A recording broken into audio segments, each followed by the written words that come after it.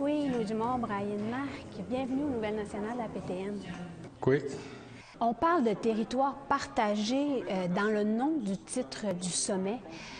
Mais quelles sont les nations qui touchent le territoire partagé du Nitassinan? Quand on parle de territoire partagé du Nitassinan, on inclut par respect toutes les autres nations, des Premières Nations, que ce soit les Atikamekw, que ce soit des Cris, que ce soit la nation Huron, que ce soit les Algonquins. C'est vraiment parce que nous, on ne veut pas se définir comme étant une nation qui a un droit exclusif sur un territoire. Parce qu'on est une nation qui est respectueuse envers les autres nations aussi. C'est dans ce sens-là que ça a été amené quand on parle de territoire partagé. OK.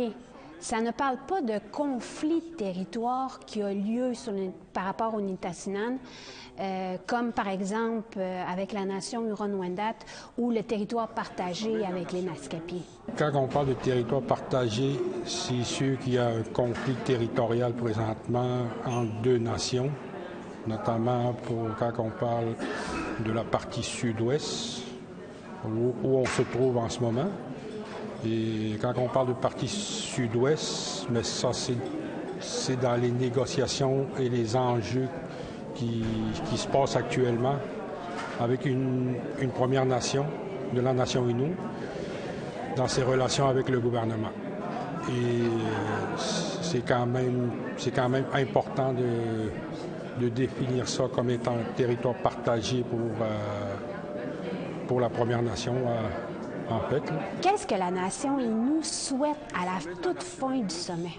C'est sûr que la nation Innu souhaite que l'ensemble des élus soient mieux informés et préparés à répondre à leurs membres sur des engagements qui peuvent arriver dans ce sommet-là. Et une des grosses attentes que moi je peux avoir comme chef, mais ça serait de prendre un engagement au niveau des services sociaux. Il y a d'autres chefs, eux autres aussi, qui ont des priorités aussi dans ce sommet-là. Mais c'est sûr que tout le monde a des attentes un peu, et c'est sûr que mon plus grand souhait, c'est toutes ces attentes-là, lors des discussions, se passent dans le plus grand respect également. Mais c'est sûr que nous autres, on ne s'attend pas à sortir d'ici avec des ententes avec le gouvernement, mais des objectifs communs, des enjeux communs où on peut s'entraider dans certains dossiers et d'autres dossiers qui peuvent également nous amener à collaborer ensemble pour l'avenir de nos jeunes, de nos Premières Nations. C'est sûr que si on peut trouver un terrain d'entente dans certains dossiers, je ne m'attends pas à ce qu'on s'entende sur tous les dossiers. Ça, c'est comme demander la Lune en même temps, là, mais c'est presque impossible. Mais si tout le monde peut ressortir de ce sommet-là avec un grand sourire, ça serait déjà un grand pas. Recherchez-vous l'unité en tant que nation? Oui, c'est sûr que lors du premier sommet et lors de la création de cette entité-là, de la nation Innu aussi, c'est sûr que les chefs avaient comme but de trouver un certain sentiment d'appartenance propre à la nation. Fait que, c'est à ce moment-là que la nation Innu a été créée. Et c'est sûr, dans les premières années, c'était pas facile.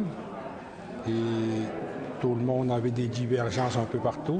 Mais 10 ans plus tard, si je peux appeler ça comme ça, presque 10 ans plus tard, mais je pense qu'il y a une meilleure compréhension des communautés, des Premières Nations.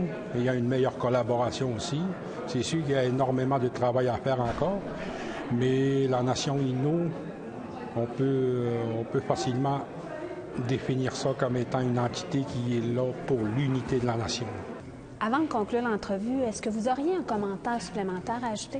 Moi, comme je vous ai dit un peu, moi, une des grosses attentes que je peux avoir, c'est que Les nombreux problèmes sociaux qu'on a dans les communautés, ça c'est ma principale attente pour moi lors de ce sommet-là, c'est qu'on puisse prendre un engagement afin de travailler ensemble. S'il y a bien un dossier qui peut réunir toute la nation Innu, je pense que c'est les services sociaux, avec les problématiques qu'on a dans les réserves, des problèmes de consommation. Et vous le savez, j'imagine, depuis la pandémie, les problèmes de consommation qui ont carrément triplé dans les communautés. Là, je pense qu'il y a un cri, il y a un signal d'alarme qu'il ne faut pas laisser passer, sinon, comment je pourrais dire ça, on pourrait, d'une certaine façon, on est comme parti dans un stade où on perd le contrôle un peu de nos membres et de nos jeunes qui vont venir. Si on ne fait rien, bien, vers quoi on se dirige dans 10 ans, 15 ans, qui va être nos remplaçants, nous autres, dans ces tables-là, si on est principalement, comme je dirais, assiégé par la consommation dans les communautés, ça augure pas bien pour la relève qui vont prendre nos places en tant que décideurs à l'avenir. Il faut faire quelque chose de ce côté-là.